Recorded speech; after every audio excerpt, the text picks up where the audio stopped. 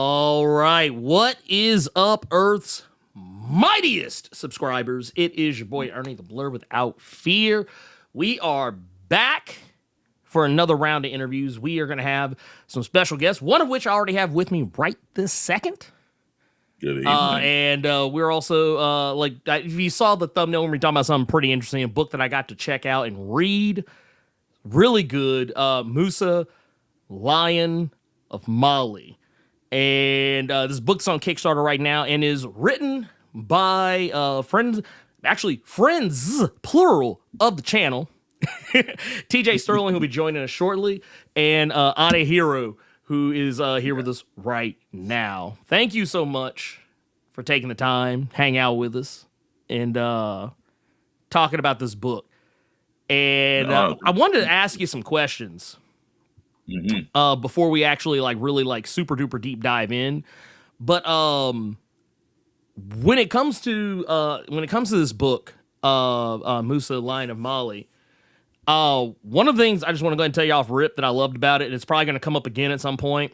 So, and I don't know who had a say in it. But whoever did, I just want to pat him on the back. I have a new favorite character, and I'm ready for her spinoff, and that's White Amanita. Amanita. I'm gonna need a spinoff book, sir. So TJ. So first of all, good afternoon, good evening, good wherever you are to everybody. Thank you for having us. It's good to be had. My name is Adeatoyshe Heru, and I am glad you like her. It's funny, in a book that is a historical fantasy telling of the life of the wealthiest man that's ever lived, at least until Bezos knows Zeus keep breaking laws and all that good stuff. Apartheid Clyde and them. Exactly. But the whole book is about his, we're doing a take on the young version of him, or as I like to call him, YN Musa. So he's a young, crazy when he puts the work in, right? And Aminata is a character who did not actually exist, but she is a character that people really glommed onto. And we were writing the story, and the idea was, we wanted to give him an antagonist that was, his diametric opposite in so many ways.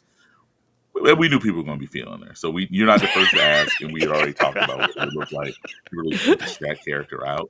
He's a breakout character, a breakout star. So I was ready for it. Well, I'm glad y'all were. Also, TJ, what is going on, my guy? How you been? Ernie, what up, man? Good to see you for a minute.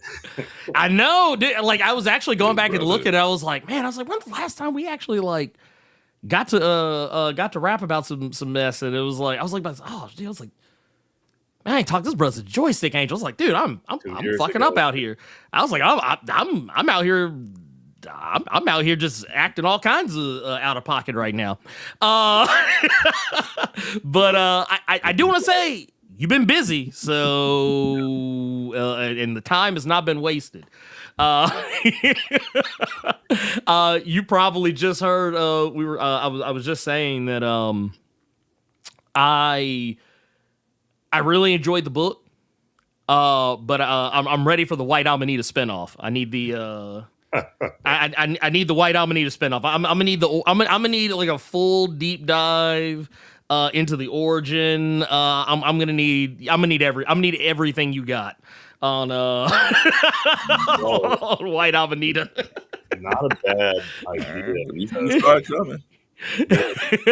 White Amanita really is that multi-dimensional character that I think she's in every woman. Anybody can relate to her. Musa is, while he's dope, he's again kind of like the pampered rich kid a little bit. He's had pretty much everything, and while he's a warrior, he's got that that young brash Thor energy, and Thor #1, the king's kid, getting whatever he wants, really spoiled. But Amanata is in every person. Anyone can relate to her. So she's a great character, and we're very, very much looking forward to expanding her, her story, her universe as time goes on. Oh yeah, no, 100%. Oh wait, here. Let me somehow let me get him back. I think we got him. Wait, what happened? Wait, there we go. Okay, maybe just yeah. Hold on, let me see what's going on. Yeah, 'cause we lost Ade. Hold on, wait a minute. We gotta. Here, wait a minute. Oh wait, here. I'm gonna try something. Hold on. I wanna see if I can. Real quick, Ade, come right back in. I'm gonna remove this part, and then hopefully this time it'll act right. Let's see. There we go. Let's see. Does it do it this time? Can you hear us, Ade? There he is. Oh, wait. No, we lost him. No, come back. Let's see. Come. Yeah, man, dude. It processor. Oh yeah, that's like it. Dude, let me tell you something. Don't say that because that breaks my heart because I just recently had to replace one, and that kind of hurt my soul a little bit.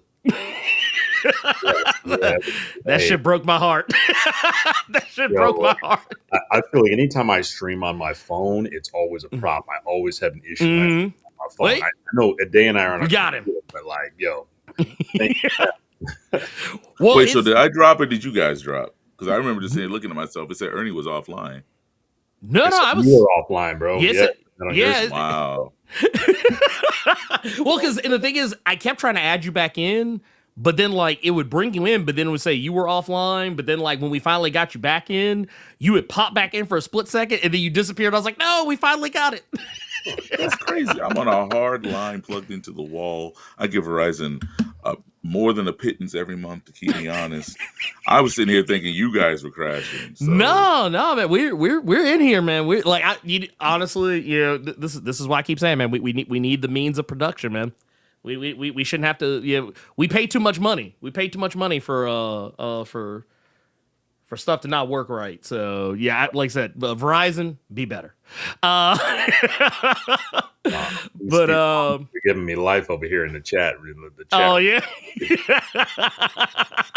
They say AI trying to divide us, no false for. Hey, man, look.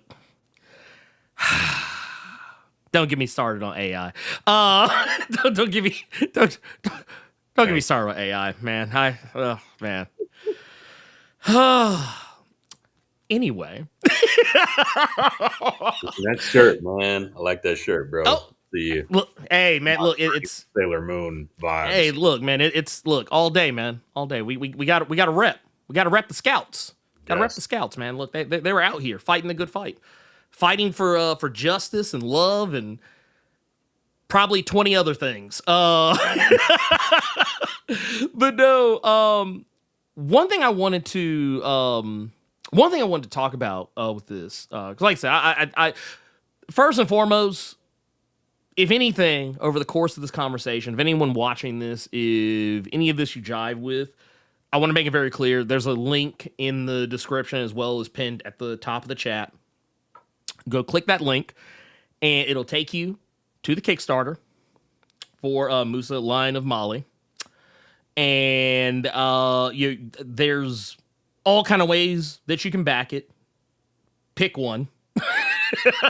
As low as $5. Yeah, I was gonna say it's real easy. Like I mean, I'm gonna be that guy. Like I'm gonna be that dude. I'm gonna go in. Yeah, I'm gonna go in because that's just the type of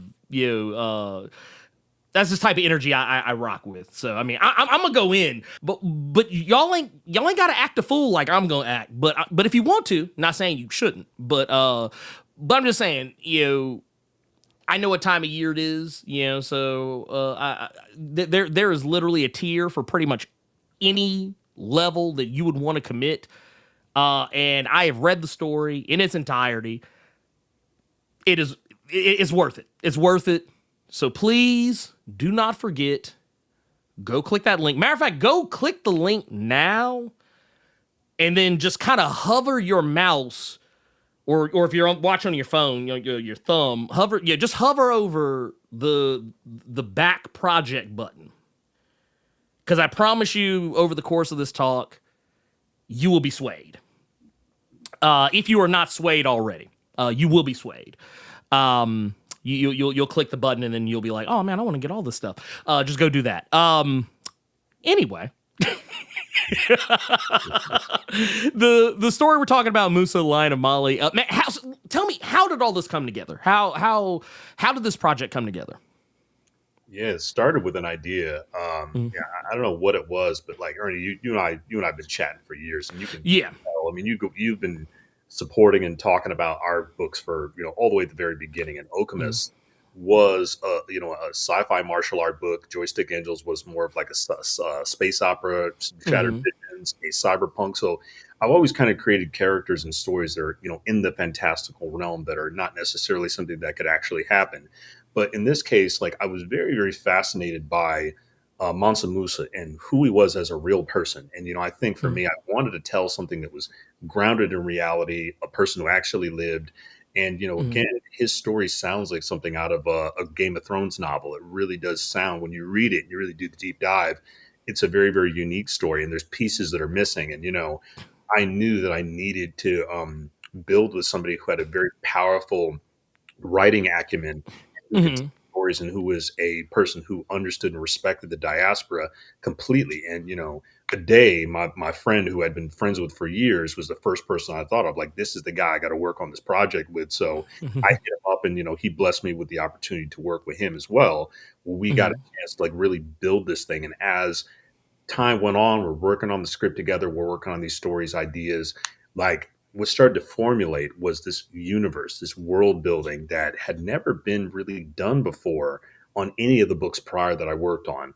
I did world building, but this one felt like it had much more grandeur to it. The scale of it had much more like just meat on the bone. There was something about it. So as we're building it, we're starting to come up with great characters, and it just started to kind of like make itself.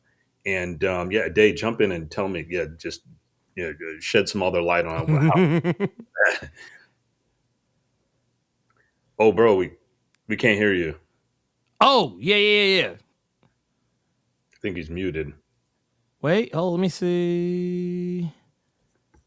No, wait, I shouldn't. I think I do. Hold on. I know what it is. Hold on, wait. Hold on. Uno momento. Por favor. I think I know what it is. Let's do this. Let's move over to this scene and see what happens. All right. Oh, okay. There we go. That hopefully ought to... That should do it. Here, let's see. I wonder if that was why.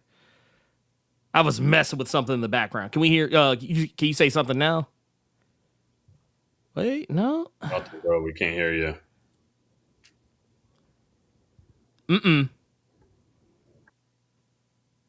Muted myself. Am I coming in? Yeah, you're coming through. All right. Yeah, it shouldn't. You shouldn't be. You shouldn't be muted. Let me see here. Yeah, because you're unmuted on my side.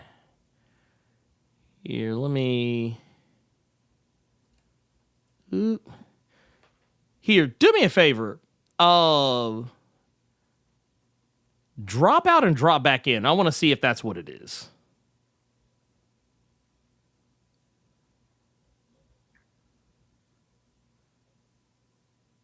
Let's see.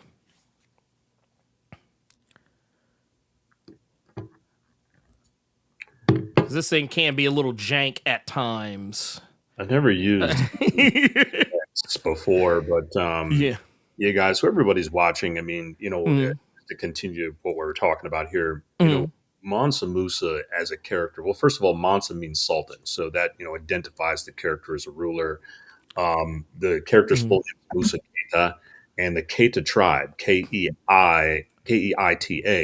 is a tribe that goes back hundreds of years in Africa, in West Africa specifically. So it is a dynastic rulership, tribal group of men and women who have been living for many, many years. But Musa just happened to be the most famous out of all of them because of his wealth. So really an interesting character. He didn't just pop out of nowhere. Before you could go viral, before you could Google something, before you could hop online to figure out what something was, Musa was on a world map that was circulated throughout the entire globe. Like, so just imagine you're so famous that you're the only black man to ever be on a world map holding a gold coin. You know what I'm saying? So that was like the version of going viral in the 14th century, being on the world map, and they had him placed, and he was that important and that influential in his time. Okay. Can you hear me? Can you hear me? Yep. Yeah. Now we got you. Yeah. Awesome. There we go. It's weird because we started off this adventure. I had no technical issues. I honestly believe that the powers that be have taken a look at the rousing success of our Kickstarter campaign, MUSA.com, and decided that it was time to put the kibosh on it. But no, I was going to say that TJ reached out to me, my brother TJ, who I met along with his brother at Baltimore Comic Con, and he was just a genuine spirit. He's a genuine soul. I know for a fact that the success we've seen to date in our Kickstarter, again, MUSA.com, is due to the strong relationships he's built with his fans over the past 10 years or so. That he's really been like a just down dude, that he's genuine, that he puts his energy out there. And when he came to me and said, dude, I want to work on this, like, I had just brought my first child home from the hospital. Like, we were a couple weeks into, like, I was being the new dad, and my wife was like, you should do it. You're going to be awake anyway. And so TJ and I talked, and we talked about some of our inspirations. We talked about the things that we wanted to get done. We talked about wanting to do a story, not to do it in piecemeal, bit by bit by bit, or piecemeal. Because then again, that's no swipe at how it gets done in the indie space. We're all adults here. We all have one creator or creators that we love, and they gave us that one book that has us looking for them at every con, and then we find them, and they have to go next year, dog, next year. Or and the next year after that, next year, dog, next year. So TJ and I talked about how much we really wanted to have a complete story, and not only have a complete story, we wanted to have a complete product. So I think folks are really being motivated to give to this campaign and put their energy behind it, because we have 120 pages done and dusted. It's finished. Like, it's not like, oh, we have a dream, we want to bring MUSA to your whatever. It's like, no. TJ and I paid for every penciler, every inker, every colorist, every letterer, or as my wife likes to say, worder.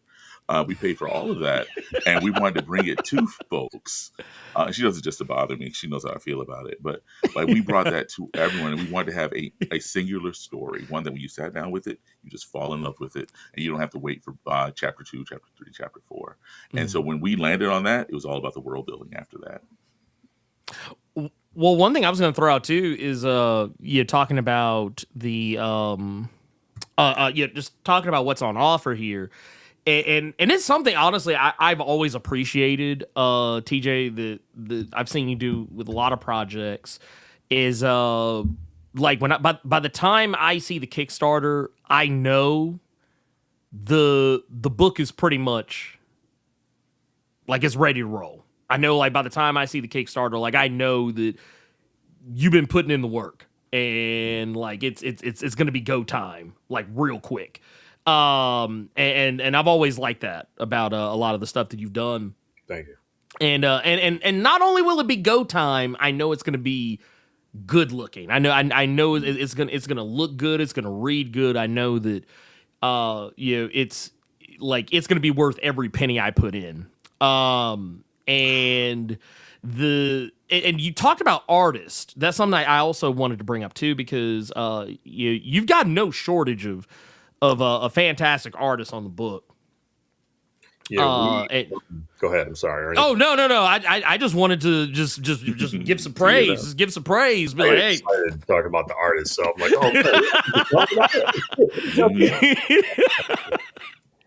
oh.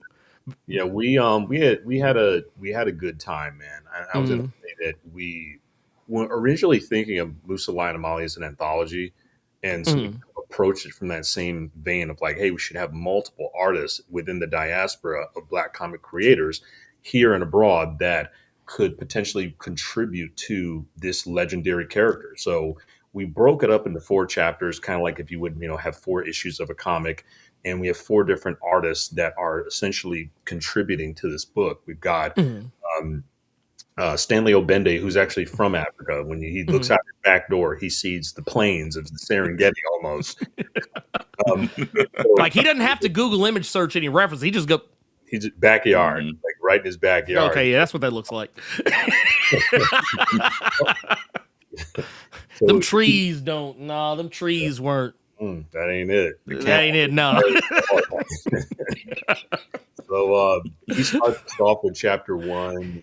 Then we went to the Dominican Republic with Wellington Nomo, who's one of my favorite people to work with, who's done some stuff for Heru, who's done some Super stuff solid. for me. He started also with chapter 2, which is he did this cover, this beautiful cover that you're looking at. And then we had Ray Anthony Height for a couple pages. Then we had Mario Teresi. And then we closed out with Sean Damian Hill, who's a DC native and a very good friend of mine who actually drew the art for OKEMUS Dark History. So he's already worked with. We got a great rapport, and we had a great time seeing these pages come in, seeing them come to life, and really, we flexed a little bit with the covers. We had a really good time because we had a chance to work with Kanan White again. We brought Karen Grant back for 2 covers, an interior cover and a special Kickstarter exclusive wraparound cover, which has been going pretty crazy online right now. So, yeah, man, the art team was just a lot of fun. But, anything like indie comics takes a while. You got to get a different groove. You have to reset your groove every time, different creative. And that was an interesting challenge for me today because we start getting into the rhythm, and then that person's got to move on to another project. We get another artist. In fact, I haven't talked about this yet, but the logo of MUSA Line of Mali is my absolute favorite. It's one of the most favorite logos I've had made at my company. And fun fact about this logo is it's created by Jorge Paniche. And Jorge Paniche is the same guy who worked with Nipsey Hussle and designed the Marathon Clothing Company logo and many other John Blaze logos. So he's not a typical comic logo guy, but he's literally a part of history because it's Nipsey Hussle and what they were doing. Yeah, man. I'm not gonna hold you. So when I was setting everything up, I actually I usually like to get the logo and the thumbnails, stuff like that. And I was actually kind of paying it a lot of attention too. Like I was kind of staring at it, like I was like, "This is actually a pretty dope ass logo." I was like, "It's kind of." I was like, I don't know. It's so you saying that, I'm kind of like, all makes sense now. I was like, it all makes sense. It was like I knew there was more. I knew there was more to the story. But like one thing that and I honestly didn't really a whole heap of a lot. I didn't really know really much of anything really outside of like the stock stuff that I think most people have like memed and posted on the internet about Mansa Musa is that you talk about you're richest man in history. That was about the extent of it. I never really knew a whole heap of a lot, but I will say it did actually inspire me to like want to learn a lot more, and I really liked the way y'all tackled the like the history of the figure, but also at the same time kind of like interjecting in a bit of the fantastical to go along with it, and kind of like morph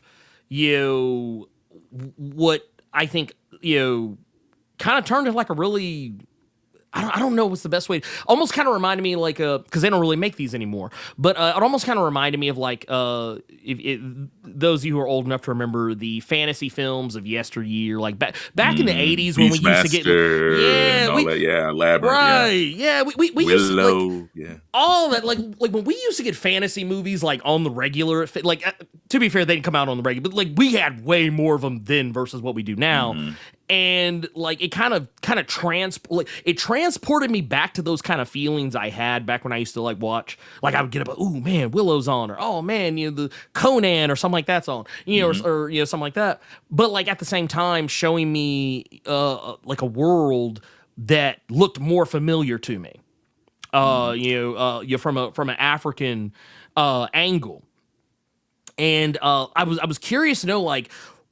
Outside of obviously historical figure of Mansa Musa himself, like what other inspirations came in to the creation of the story?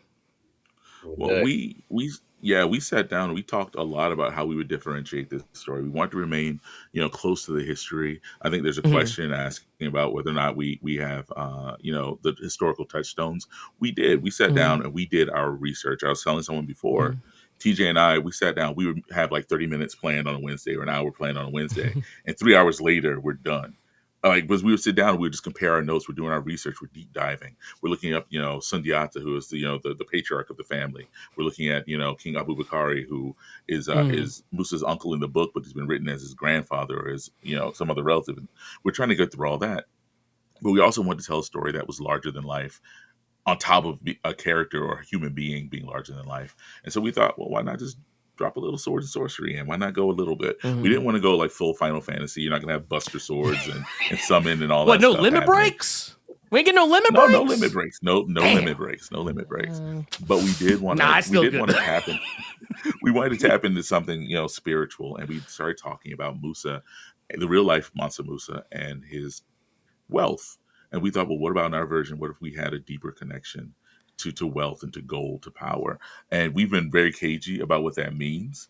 And we don't want to Mhm, give it away because we want something people have something to look forward to. But when mhm, it came time to look at it, we wanted to start to plant, these little kernels in there, these Easter eggs, because this is the first mhm. book of what will be a 5-book odyssey. Like, this is book one, Ooh. and we were planning to do 2, 3, 4, and 5, all at 100 pages. So we're looking at 500 pages total. And so we wanted to introduce the characters, introduce the world, and introduce these concepts. And we figure if we're going to have that much room to play, why not give ourselves something fun to do on top of all the research we're doing? Like, we spent a Mhm. lot of time making sure that that anthropologists and all of the historians can go, oh, y'all did a good job. Okay, I see what y'all doing now. But also, I'm a big nerd, and my house is full of nerdy magic-filled things. And I was like, well, we're rewriting the story. We're changing the rules. We can throw on a little extra seasoning. Well, I can definitely say the y'all used more than salt and pepper. Y'all actually y'all Say put mama. more than right. y'all listen to the ancestors. You let the ancestors tell you when to stop. Is what happened there. You. No, like I said, I'm not gonna stand on ceremony. Yeah, this book looks great. It looks great.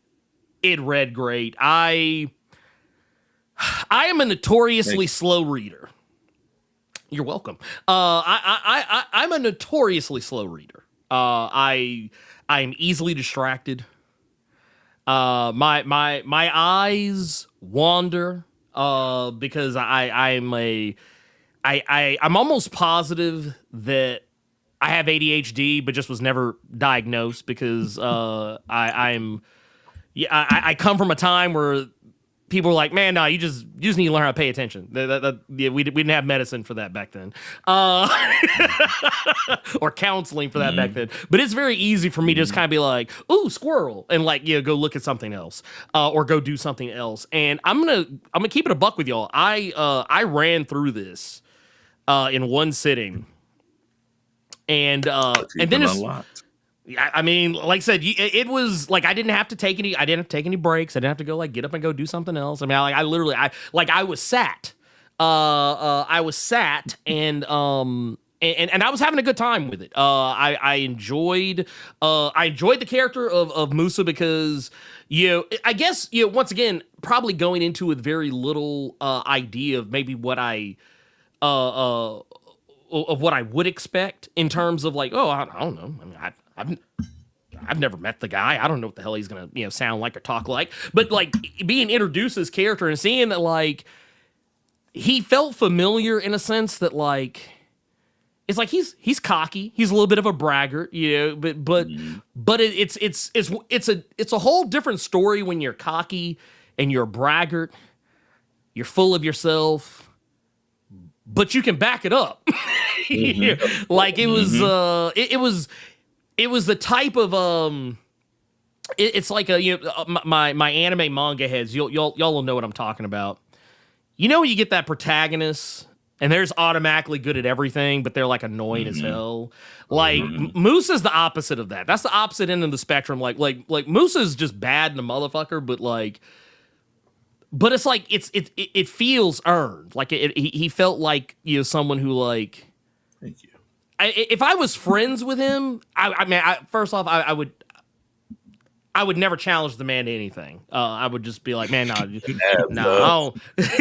that man, I don't know, man, that man be cheating at 2K. I don't care what nobody say. But no, but I love the idea that, like, yeah, man, this is a type of dude who he's gonna stand on business.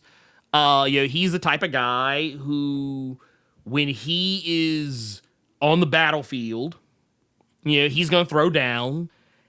And no matter how bad you think you are, like, yeah, you're probably gonna get worked, and you're gonna be mad, you're gonna be in your feelings, and he's gonna have like some kind of a one-liner or something really smart to say, and make you even more mad that you got your ass whipped, and it's gonna be funny. Like it's gonna be those things where it's like, man, I am glad I'm cool with this dude, because man, it couldn't be me. Like that's what it is. It's literally the Boondocks every time. It's like I would be that guy. Like I'd be like, Wow. wouldn't let that shit happen to me though. Like that's what I love. But that's what I loved about him. That's what I loved about him. Thank you. No, Anytime. At one point, I was afraid at one point that he was too like too much of that dude. But as we were really writing the story and we were coming back. Every week we're like, no, we're taking him down a peg. No, we're sharpening the steel. We've given him White Aminata as his antagonist, who's like this flip side of who he is. He's male, she's female. He's royalty, she's a commoner. He came, you know, he came from money and gold. I mean, gold is just his thing. She came from the mud. He's got his posse of loyal dudes, his entourage. She got the disaffected and mad people that are being swallowed up by the Mali expansion. Like they're just always on opposite sides, and it comes to a head. And I was like, yeah, we kicked his ass pretty well by the end of the day. We made. Because I mean, the real measure of a hero is how well, you know, how is their villain, and we gave him someone that would make him a better dude, I thought. And so to hear him not come across as just some annoying like TikToker is great. Thank you. Well, you know, it's the usually when you get a character who comes from royalty, you know, they're a protagonist, they're, you know, supposed to be like, you know, the prince, you know, the prince that was promised all this other stuff, you know, they're the chosen one, you know, whatever. A lot of times it takes a very specific talent to be able to write that character, and that character not come off as too pompous to the point where they're not relatable. And what I liked is that even when he was at his cockiest, I still related to the guy, because it was very clear that he doesn't have all of the information. Like, you know, he never comes off as someone who willfully knows everything that's going on and still acts the way he acts anyway. I like that he's a type of character that even though, yeah, he's the badass, I get to watch him grow as a character. By the time you get to that fourth chapter, I feel like I got to watch this guy mature, and not lose himself in the midst of that. Like, he's still the same dude, but just like he's wiser by the time you get to the end of it. So we avoided Vegeta syndrome. Awesome. No yes. Vegeta syndrome. Yes. I just like it was very like I said, it was a very good hero's journey to becoming something more than just a hero. It's probably it's probably the best way I could look at it. And yeah, and you know what? I would like to see personally, I would like to see more of MUSA. I would like to see more of this world. Someone else pointed out that this was very reminiscent of another comic that shall not be named. But better. Yeah, I wasn't gonna be ugly. I wasn't gonna be ugly, but valid. Can't speak. Hey, all you could do is nod your head. All you could do is be like, I'm Listen. just gonna pretend I didn't read the comment, and I don't even know what you're referencing. I'm just glad my mic is working. My mic is working. Look at here, you John testing Travolta 1 2 meme 1 2. comes to mind. So the look around Travolta meme comes to mind. Yeah, it's like, Not it. All I right. didn't see nothing. No, but yeah, I guess one thing I was curious, to ask you guys about was so you mentioned that you have like a lot of plans, for the story, to have it go the distance, and and not to this is like something that not saying this is what you were specifically setting out to do, but to kind of give people a character who has this kind of like, I guess like a prestige kind of around him. Yeah, in a world where because mainstream comics have kind of done, not kind of, they just have, they've done black characters dirty as hell for decades. Mhm. Yep. And you guys are bringing something that is kind of a taste of something that people want to see more of, but mainstream's kind of like, man, we just don't know, man. We don't know if the climate is right. But you guys are bringing this stuff anyway.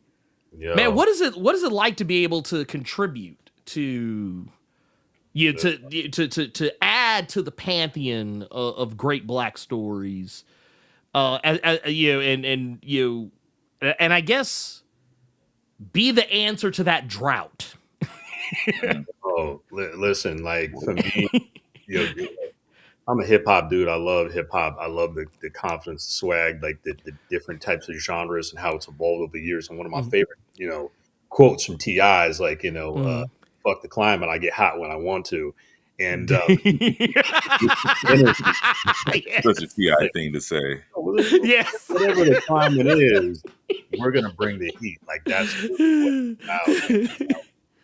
Yo, man, like for me, Musa was one of those characters. One of my favorite parts of him as a person is that besides all the exterior that looks dope about who he is and what he can do, he has an open mind. And I think the greatest warriors, the greatest scholars, the greatest wise men have an open mind to learn more. And they're not just these one-dimensional characters. And I think where Thor 1 falls flat, our character that has been compared to that movie doesn't. Like we have a different dimension that makes him insanely relatable, but also very, very interesting, very intriguing. And the mission of Ray Media from the very beginning, when I started this company 10 years ago, was to create stories about black and brown superheroes that folks had never seen before.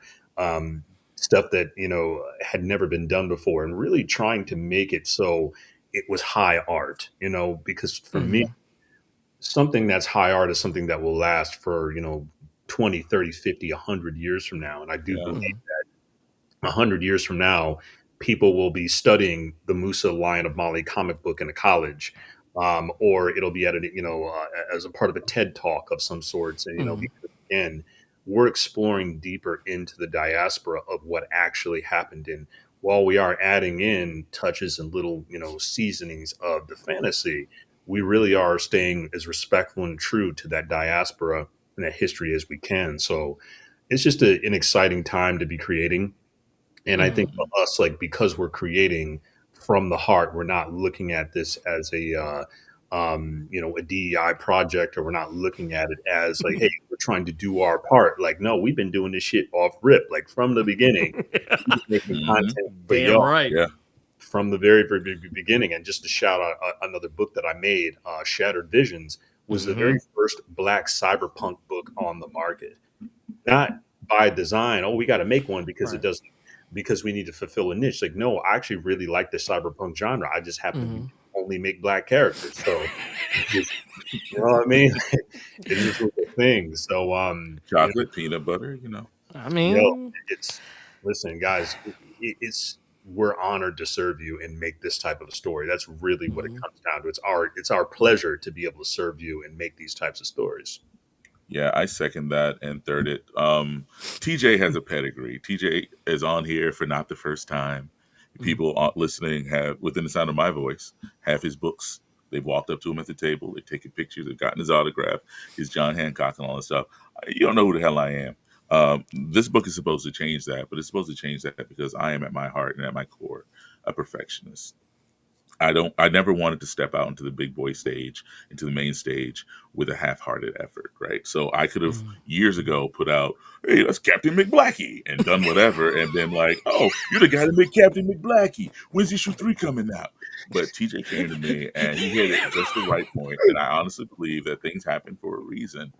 And like this is the first book, my major entree into the world of indie comics. And like I've said before, I'll say it again. If it's the only book I ever get published like this, I'm more than happy to have gotten it done.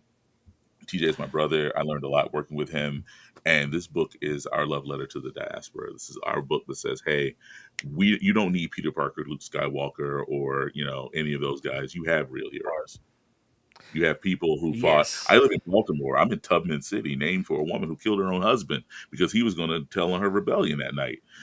So I'm all about, uplifting us, allowing us to have some positive self-esteem about what we've done. Like the reason we have it so hard in certain communities is because that's your pedigree, that's your lineage. And they know that when they take the foot off your neck, that there's going to be another Tubman, there's going to be another Bass Reeves, there's going to be another Mountain, there's going to be another Martin, there's going to be another Megger.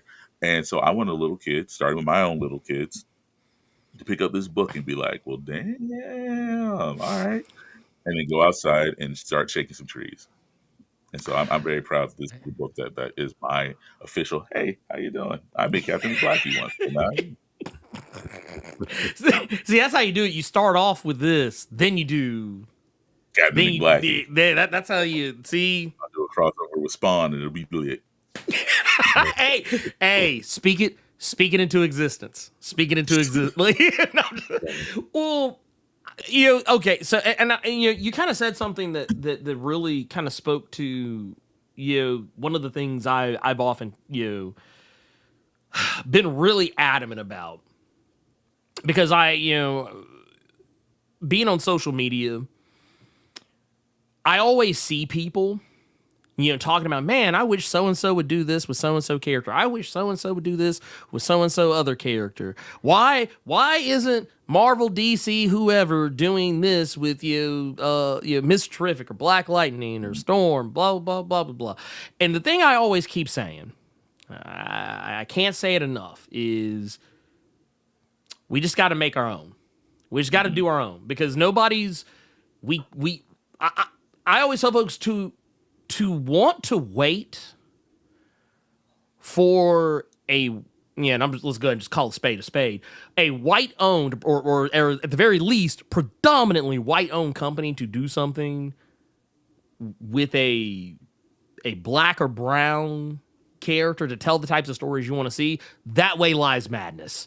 That is, as my granny used to tell me, you can wish with one hand and shit in the other, see which one fills up first. And I promise you, you will have you have a handful of shit before it's all said and done. That one took a turn. Yeah. Skittles. My granny was full of them. She had, but my granny was a little like 4'9", 10 woman who just had all kinds of crazy Southern-isms that when you first hear them, you'd kind of be like, "The fuck she just say to me?" but no, it's But I always tell people, you can't wait. You have to be willing to create, because the thing is, no one is going to create for us like us. No one's gonna be able to, and don't get me wrong, I have seen there are some white writers in the mainstream who I have seen actually try with full sincerity to tell stories about black characters, because they know that some of the onus of telling some of the worst stories about black characters is on.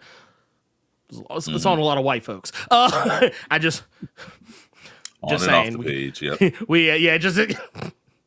I'm I mean, look, A spade's a spade. where am I lying? Stop me when I'm telling lies. But no, but at the end of the day, no one is going to be able to tell those stories the way we can tell those stories. Nobody's going to be able to recount our experiences the way we can recount our experiences.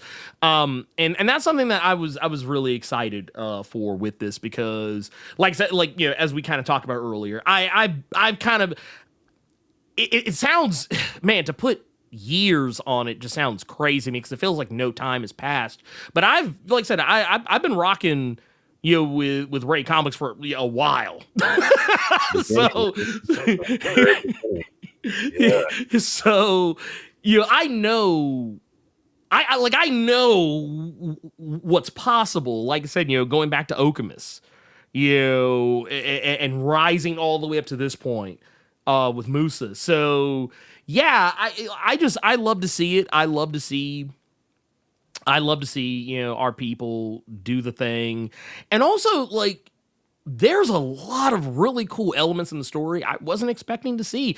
There's, you know, without going into any like spoilers or anything, there's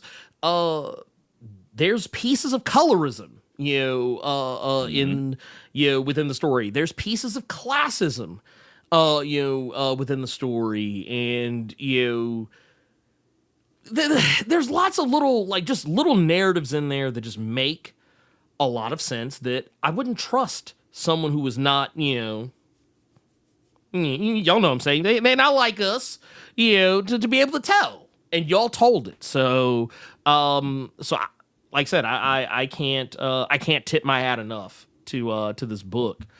So that's just that. The appreciation.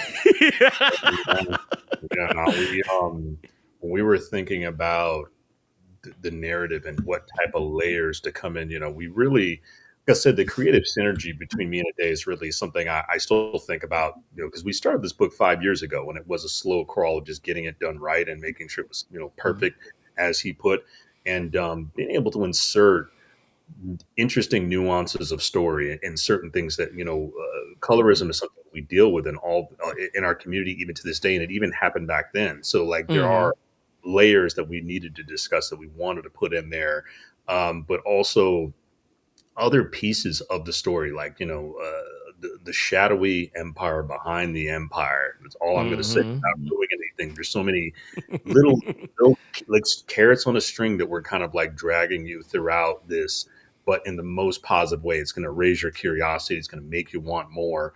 And then we're literally going to have to get to work and make the next one as soon as we can, because it's going to be that type of an interest. And yeah, we're here to serve you guys. Me and Ade are fans at the core. We're literally here to serve you guys. We're literally here to make something that you guys can put on your shelves and it can live, because that's what we do. We literally buy content. When we're not when we're not making comics, we're buying comics from other Black and brown creators within the indie comics, other POC creators we're supporting. Shout out to a few people I see in the comments. J Hero, what up? What's going on? Left face. See some folks pulling up. Man, listen, we're very, very excited to get this book to you guys. You have no idea. Yeah, we're on the supply and demand side of this nerdy stuff, so we want to be there. I mean, look, I'll address this elephant that's in the room right now, because I could do this very, very, very easily. Okay, so yes, Jack Kirby, a white guy, yes, he did come with Black Panther. But I ask you a question, dear, gentle Brian, who always shows up with the problematic pictures. No, that's probably what happened. Just a little bit. What happened after that? What has Marvel done? Well, Marvel has always been inconsistent with Black Panther. Black Panther went a good while without really having a book. Jungle action, which in and of itself is problematic. Yeah, I was about to say, you had jungle action. Yeah, that was a thing. Yeah, all right. Jungle action. I wonder. Priest, man. I mean, The current white Black Panther. I was just about to call him White Panther. He's the current Black Panther's white. yeah, and it's one of those that I always laugh about because like I always tell people, I'm perfectly fine with there being a white Black Panther if he's the bad guy. Because there's no other way. There's no other way. If he's the good guy, I'm out.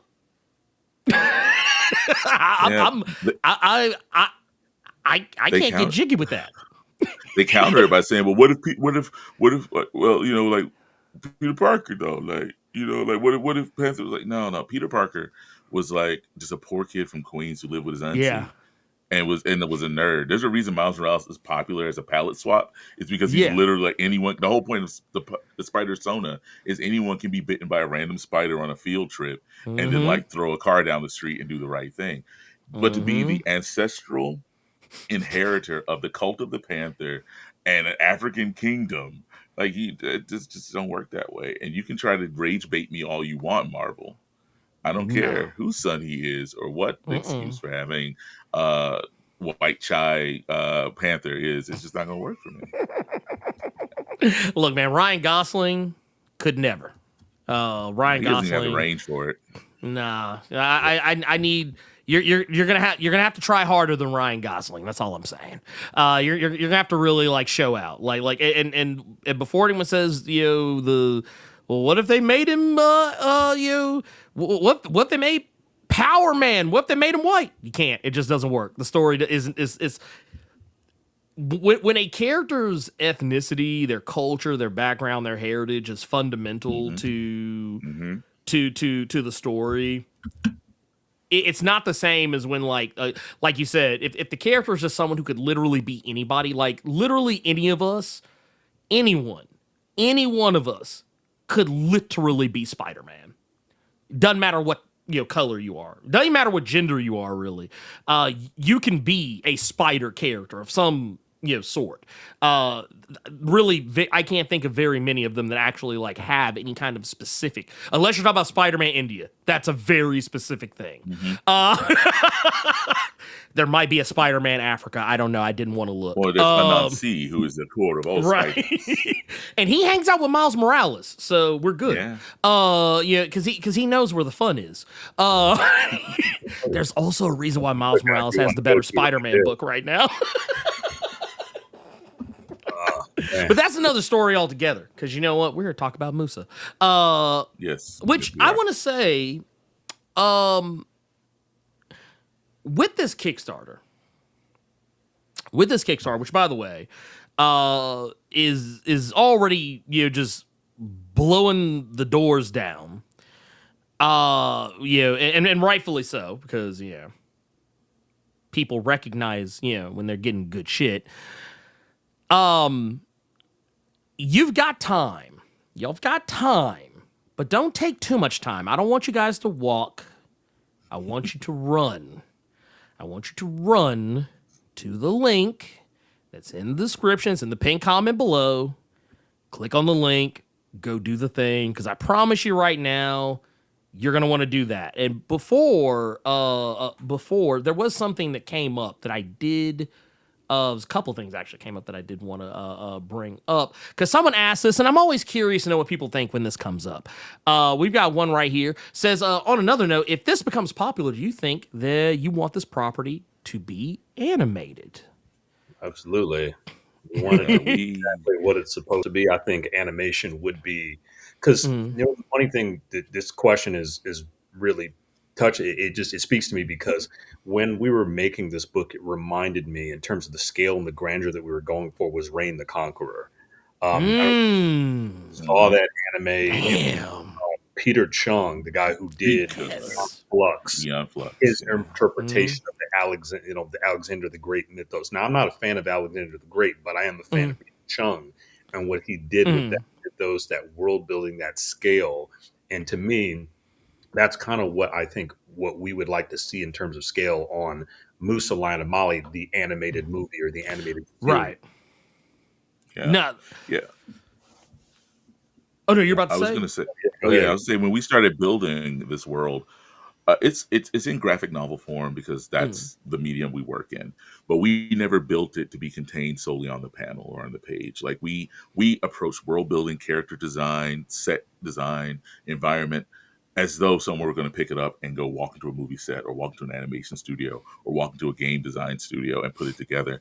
It's almost a medium agnostic universe that we've built. We just know that the fastest way that speaks to our strengths as storytellers right now to bring it to you is in this graphic novel. But we've never ruled out the world of MUSA, Lion of Mali being anything and everything. I would love to be able to turn on Netflix and hear that and then see up there that it's our joint. Or I would love to be able to take the family to the theater or take them to the red carpet and, Michael B. Jordan is MUSA, Michael B. MUSA, and then make that happen, right? Like, you know what? Okay, I would love for that to happen. You can't give away the marketing like that. You got to make them work for that, because that's the marketing right there. Be like Michael B. MUSA, Lion of Mali coming to a theater. Big fan. I'm a big fan of putting it out in the universe and letting the universe collect.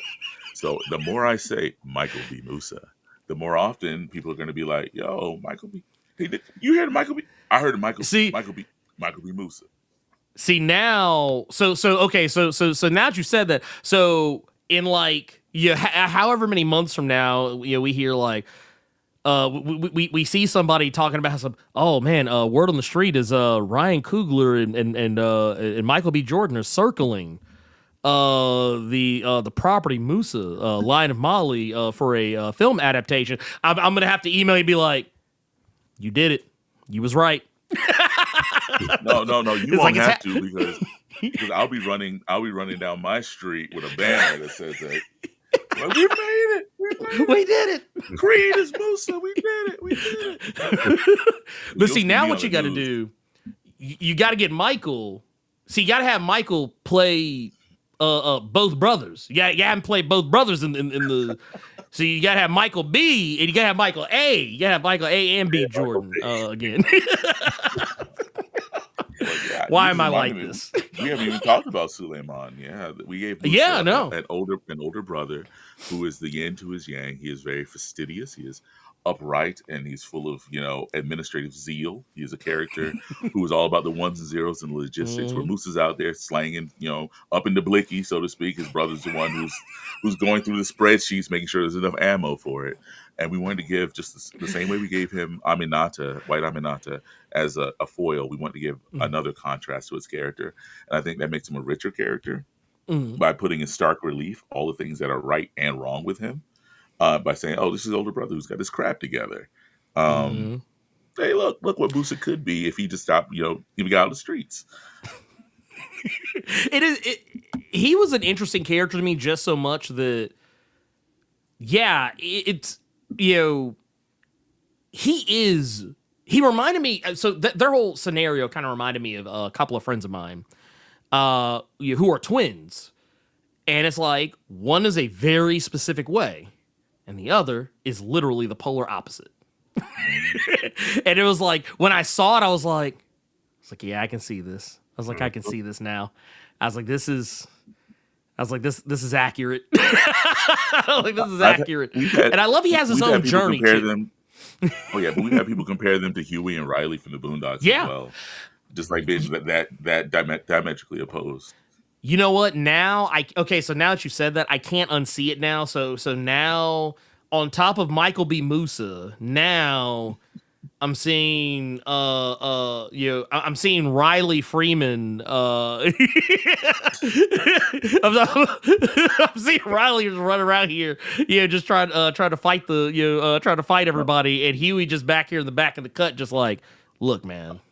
We could put them on T-shirts the way people used to put like the Black Bugs Bunny on T-shirts in the 90s, or Black Bart Simpson. Just have Riley. And see, I see TJ's wheels turning. He's like, yeah, shit, dude. Good ass idea. Let's go ahead and get that. Let's get that done.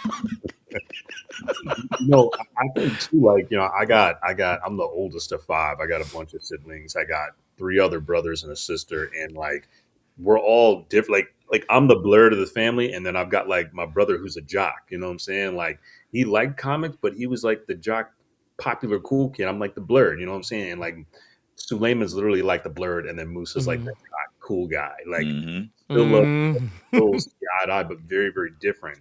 And what we get to explore is Suleiman's, you know, how his brain works and what makes him unique and what makes him interesting. You get to see a window into that in the first volume. And guys, we're just starting to cook. Like, I got to be honest with you, because with 100 pages, that gives us just a base level foundation of a story. So we really do need your support on this Kickstarter, MUSALionandMolly.com, to literally get this bag so we can get it in your hands and we can start the next one. You know what I'm saying? So we can start cooking more for you, because that's what it's all about. Yeah. And I want to say this, because I think this is an important point. Sorry, about the 5 years it took us to get it. Like that was 5 years to figure out our recipe. Like, so let's say we're opening up a restaurant and we want to make the world's best gumbo.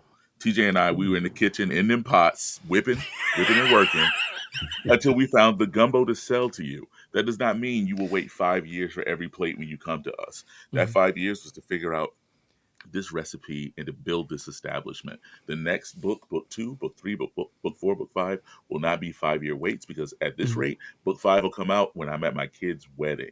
Like, I have a 5-year-old. Like, so I'm not trying to do book 2 when he's in 5th grade, book 3 when he's 15, book 4 when he's about to get out of university, and book 5 when he's like, you're about to be a granddad. Like, I'm not trying to do that. Look, you ain't trying to be on none of that George R.R. Martin BS where it's like, look, man, the winds of winter ain't ever coming out. We just need to accept that. We the sooner we all accept that, the better off we're all going to be. We're never getting that ending. It's not happening. But I like that when you talk about it in terms of like getting the recipe together.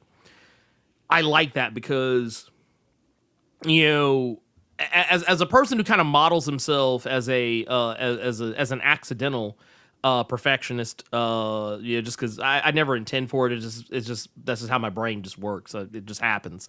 But I love the fact that y'all took the time to actually make sure you had something that you knew that you believed in, that you felt was just the right thing, and and also, like I said, having read it. And I can promise you guys this: when you get to the end of this, when you get to the end, you're going to be exactly, I would like to believe, how I was, where I was like, man, I need to see what happens. I need to know. Yeah, like I said, because I don't want to say what happens. I want you guys to see it for yourself. But when I got to the end of the book, I was like, okay. All right, okay. You know how when Dwayne "The Rock" Johnson promised us that the hierarchy of the DCEU was going to be forever changed with Black Adam. He's not taking there. Well, guess what? Here I could make that claim. For the MUSA Lion of Molly story, I can say the hierarchy. I don't know. I'm just making up names here. The MUSAverse, the hierarchy of the MUSAverse has changed. I can say that, and I wouldn't be. And unlike Dwayne "The Rock" Johnson, I would not be lying. No, the hierarchy did change. They wiped everyone off the board. You know what? Yeah, he changed the hierarchy so good that. Yeah, just somebody else is like literally someone else. Man, you know what? Now I take it back. Yeah, he actually didn't lie. Damn, that's crazy. The man was a prophet. The man was a prophet. No, they were like, "Oh, Anakin, you about to change everything." Yeah, Anakin did change everything. Yeah, Darth Vader killed. Sure did. Wiped out a daycare. Order 66, motherfucker. I mean, but for real though, I think that. By the time that you get to the end of the book, you get to that end, you're gonna that Dave Chappelle meme where he's like Tyrone Bigsby scratching his neck, but y'all got any more? That's how you're gonna be. Y'all got any more of that MUSA? Y'all got any more of that lion of Mont? Y'all sure y'all ain't got no more? Like an exotic strain of weed. You're right. That pineapple express and that lion. I'm not gonna lie. That I think that would actually let me know that I had arrived that I have reached the highest level of I guess was a creative joy is when someone names a strain of weed after something I created. I like that. If that happens, I'm gonna be happy for both of you. Because I mean, you can smoke that OG Kush, you can get that Right. line of Molly. Look, man, that line of Molly is, man, it hit different, man. I'm just saying. I'm look, yeah, look. See, but call me when y'all got the white Aminata. That's what I'm gonna call me when y'all got that. Perfume with a little bit of motor oil in it. Right. Hey, I mean, you ain't lied. I mean, look, y'all. Y'all know how y'all know what you got to do. You know what you got to do. I do also want to say too. We got. I think. Well, let's see. I want to see what this is here. I want to see. You know, I want to pull this up because we actually got a super chat. But we got like I'm a, like I said, I'll jack up somebody's name in a heartbeat. But Isaac God's servant with the 5 says character appearing from behind a cloud saying hi. Hey, we appreciate you. Thank you for coming in. And appreciate the love. Also, go hit that link. You know, hit the link. Go over to the Kickstarter. You know, go spend some of that bread over there too. You know, don't be stingy. Don't be stingy. Go over to the Kickstarter. Go hit it up. Back it at, like I said, there's multiple levels. Tons of levels for you to come in at and you know, get what you want. And I think you know what you should also do. Go down in the description because there's more than just the link. I also have the link to both the socials for Ade and TJ. I also have the link to the Ray Comics website. Yeah, if any of this sounds good, if you, I don't know, maybe you didn't know OKEMUS was a thing. I don't know. Maybe you're today years old. This might be your first time ever hearing of OKEMUS. It might be your first time hearing about Joystick Angels or any of that. I don't know. Go check it out. You will be pleasantly surprised.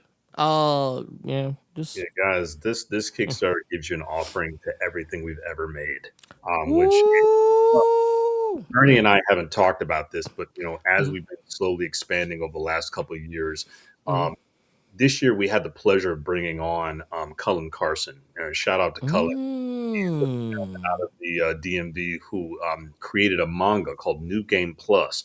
It's an isekai with a main character, Don, is a military war veteran with PTSD that wakes up inside the same game he was using to cope from said PTSD, and now he has to become the hero. That book is available on the Kickstarter as well. It's brand new. You got the collected issue of Joystick Angels, which has music in it. You've got OKEMUS and OKEMUS Dark History, the biggest book within the biggest universe within the collection of books.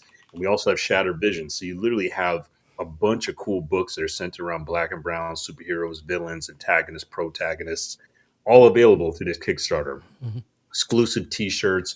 We hit those stretch goals. We're going to be providing some financial literacy courses and maybe some, interesting prints. So sky's the limit. We got about, I think, 28 or 27 days left. We're almost at goal. Yeah. So we want to blow this up. We want you guys to tell everybody about this. Scream it to the hilltops, share it with your friends. Like, this thing is going to be in your hands before you know it. And we're very, very excited about it. Hey, real quick, shout out to the homie Screwface Capone, because he's going off with that right now. No, I was hoping. Thank you, Mr. Screwface. Yes. Capone. I was hoping to ignore you for political reasons, but thank you very much for your enthusiasm, your right of spirit, and your ability to speak truth to power. That being said, I now no longer acknowledge your existence for fear of having to fight people at cons. Thank you. Hey, look, I'll pull up. I'll pull up. Well, if Ernie got my back, then I'm just bringing the nunchucks. Let it be what it is. Yeah, I'm just saying, if I can do it myself. I've been on the other side of it. Any dude with the name Ernie, I fuck with, because I'm a TMNT cat, and motherfucking Ernie Reyes Jr. was my guy. Ernie Reyes Sr. was my guy. You know what I mean? Hey, man. Look. Oh, man, just kind of took me back. Man, God. Surf ninjas. Oh, God. That's all I'm going to say. I watched it 2 months ago. I was like, surf ninjas. I can't surf ninjas. Well, I will say that I look with with everything I always keep hearing people say, saying that y'all want to see more more black creatives in the space. You want to see more black stories in the space. This is it. This is how you do it. Look. This is the way right here. These guys are putting together something that I think is pretty damn awesome. Like I said, I ran through it all 4 chapters. You even get a little epilogue in there too. The book has some. I think I've talked about this before, like in other places, but like I'm a huge fan of back matter. I love like to see like a little behind the scenes stuff in the back of of the books. Like you get to see like some character designs and like how like some of the environments and stuff were like designed for the book. All kinds of cool stuff. I love seeing stuff like that. So that once again it's kind of another feather in the cap. To it itself. Like I said, the art is fantastic. All the artists that worked on this did fantastic work. At every phase. And yeah, this is worth your time. This is definitely worth your time. It's definitely worth your money. And y'all know me, I do not promote books I do not like. So yeah, if that don't tell you, if I'm telling you I like it, I like it. So go, like I said, See telling Ralph. y'all, Listen. don't walk. Run. Back now I can't even use back matter in a sentence all the time. I say it all the time. It's for me. Look, y'all know me. Y'all know me. Look, I have the mind of a child. He just said sketchy. He didn't say sus. That's just. I have the mind of a child, so I giggle every time I say the word. So in case anyone was wondering, it was lost on me.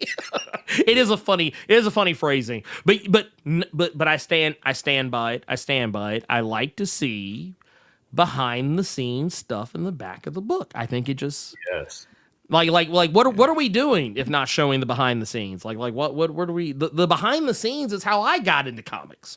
So yeah, I think it could help a lot of y'all as well. Like you don't even have to ask how something was done if you got the stuff in the back matter. You got back matter.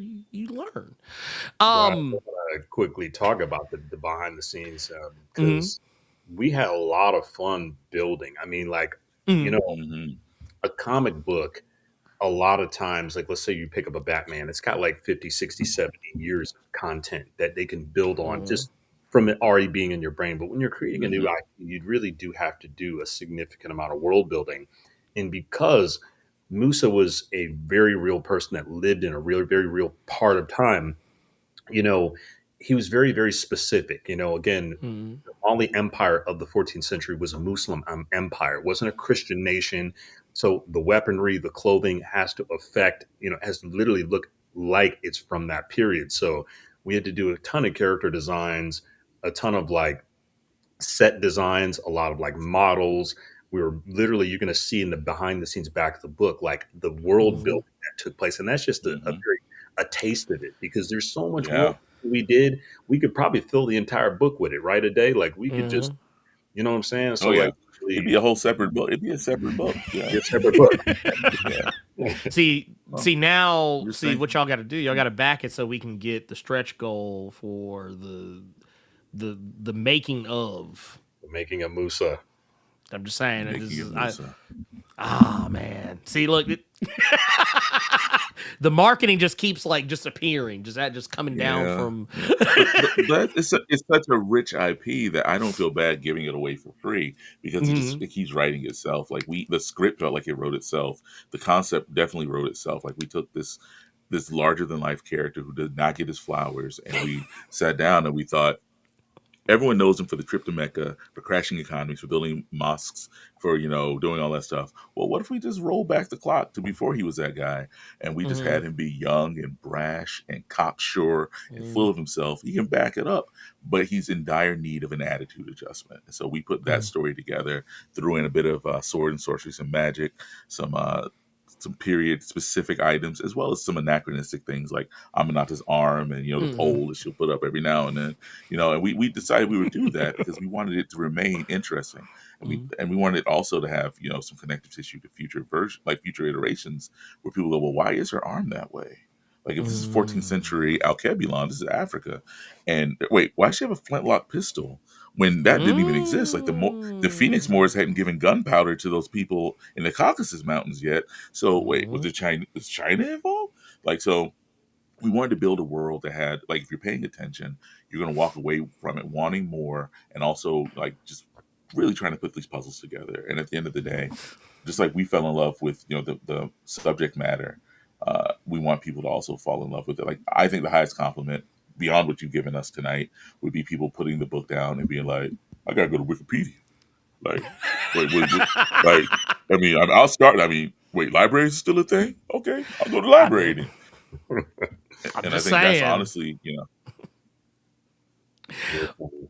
Yeah, no, you guys have fun because the exploration, the intrigue of this character is so profound. Like, I mean, again, just as a tidbit, like, they already had a sailing fleet. Just imagine an African sailing fleet, African ships traveling across the globe, searching, trading, and not doing some crazy stuff, but like literally just building and acquiring knowledge. Because a lot of people forget, like, the center of knowledge has always been Africa, Alkebulan, before it was given that name. Like, literally, the center of knowledge has always been in us, in our history, in our dynastic, and I'm sorry, in our diaspora. It's already been there. So all these people went there to get the knowledge. You know what I'm saying? So there's so many cool pieces of the story that we're just kind of alluding to with Volume 1 that we're going to expound upon later. And yeah, like I said, we could talk about it for days and spoil the entire book for you, but then you wouldn't be able to go to the Kickstarter. Please check it out. It's Line of Molly. Oh yeah. Like I said, and if you get book 1, you're that much more likely to to get that book 2 and 3 and 4. We get the whole story. Y'all know how to act. Y'all know how to act right. Go do what you got to do. I'm gonna do it. Y'all got to do it too. So let's. What was it? I've been seeing Morgan Freeman come up. You're putting me in the mind of Joe. Yeah, look, you're making me want to channel my inner Joe Clark and be like, go to the Kickstarter expeditiously is what you're gonna have to do. It's a little lean on me for some of you youngins in the chat. That said, thank you guys so very much. For taking the time to come and hang out and chat, talk about this book, and really, just kind of put us on game about why we need to be checking out MUSA Line of Molly. Like I said, real quick, like, go ahead. Ernie, like, and everybody who's watching, y'all need to understand something that. And most of you all probably already know this, but Day and I, because we're the research cast, we're on this book. Like, almost most of the population, Black population that lives in America, are descendants from West Africa. This is literally our history, not because it's not South Africa, it's not East Africa. This is literally West Africa we're talking about. That's literally most of our genetic ancestry that ties all the way back to that area. So these are our people. This is our story. You know what I'm saying? So it's a privilege. It's an honor just to be able to channel the ancestors for this tale, to give it to y'all. Oh yeah, my cousin's husband. What's up, Abdul? His name is actually Abu Bakari. He goes by Abdul here, and he swears up and down he's from the Keita clan. Like, you can't tell him he's not. And he was so mad at me. He's like, you put out the Kickstarter without me? I said, no, it's the first day. Keep the money. He's like, you should give it to me. It's my family. I'm like, we're family. You go, whatever. But no, like, it's the major issue is that, and I said this before, like, there's we don't have to make up heroes. We don't No. have to. There are folks who, because of the way history played out, they have to make up heroes. They have to be invested in a Steve Rogers because otherwise it's Thomas Jefferson, right? But for us, the issue is we have these folks and we have to unearth them. We have to dig them up. We have people in our families, direct lineage. We have people from way back from whenever. Like, there are people who we need to know about because so much was taken, so much was replaced, so much was swapped in and out. And it is a love letter to the diaspora to be able to say, hey, look what we did. Look what we brought you. Look, I'm not saying it's perfect, but it's perfectly worth your time and your energy, your investment. We're still blacking out for the next couple of days. So if you want to support a small business, last time I checked, TJ doesn't have a private jet. I don't have a private jet. I'm not trying to find ways to bilk you out of fresh water. I think it'd just be great if you could pick up a book and feel a little pride in who you are and where you came from, and also have some dope ass art while you do it. Facts. I mean, like art made by people. Yeah. Yeah. Just putting that out there. Yeah. Just putting that out there. That said, I want you all, to go check it out. Also, go follow TJ and Ade on social media. Please go do so. I got questions. Feel free to drop us a line. We'd be happy to chat. Oh yeah, yeah. I've been in my DMs nonstop since the Kickstarter kicked off. Like, I'm in there. My phone has died 3 times in the past. Oh, damn. I would go a whole week and my phone wouldn't die. But I'm on TikTok and Instagram, and people are like, "I like your book." And I'm like, "Thank you. Did you pledge?" Yeah. I was like, "Okay, cool." And they go, "So, like, what's the book about?" I'm like, "But you pledged." And they go, and I was like, "Are you trying to waste my time?" And they go, "I'm a bot." And I go, "Oh, Russians." And then I hang up. Oh, man. See, Get off my phone. Putin just out here, man. Putin just out here. Putin and back matter are synonymous. I'm just saying. I mean, look, I would wear that on a. I would wear that on a t-shirt. But no, y'all please go follow go follow these gentlemen. And you know what? Make sure that you do, because that way you won't miss when they have more drops like these. Because I'm gonna promise you, the way everybody's algorithm is, as of late, people get lost in the algorithm. You want to make sure that you don't miss out on anything. So go follow them. Go, and like I said, and I want to kind of make sure to really hammer home what TJ was saying earlier about getting all the previous stuff. Like I said, if any of this sounds like if it's of interest, go check all that stuff out, because like I said, it's all good. Yeah. Like, we're talking heat. Ray Media makes some of the best indie content out. My relationship with this man, TJ, began with me on the other side of the table, and I bought everything he had at the table. I found my 2017s with your signature on it, OKEMUS 0, 1, and 2, TJ. I found it when I was going through some stuff yesterday. And that was the beginning of our relationship. He had the pitch, he had it together, and I was like, okay, cool. I rock with that. And then every time I saw him, I bought his stuff. And I'm not saying that you too will be on the Blerd Without Fear podcast writing MUSA stories, but I will say that his content is there. He's one of the few indies that I don't even ask what the book's about. I just give him my money. And now we're brothers, we're friends. I still buy the books. My wife backed on the first day. My wife backed. She's like, "Let's just get TJ stuff." So she did the tier, and I was like, "Okay." She got all that stuff too, even though we already have all of it signed here. You never know; you just give it to somebody else. It helps the campaign, but also TJ makes stuff worth buying multiple times. All my nieces and nephews have his stuff. My kids have his stuff. So yeah, not just MUSA, which we're here for, MUSALightofMolly.com, but Ray Media content in and of itself is some of the best indie content you're going to get, because this man loves the craft. And I want to make sure he gets his flowers while he's here to smell them. Yes. Thank you. I cannot stress that enough. Please give the flowers now. Don't be coming back later to myself. Man, I really should have, back then. No, do it now. You can do it now. Don't shoulda, coulda, woulda. Just do it now. Please. But anyway. Turns out people last a lot longer when you do things to keep them alive. Yeah. I mean, like I said, we gotta get the MUSA we gotta get the MUSA animated series. We gotta get the MUSA trilogy. We gotta get the MUSA verse.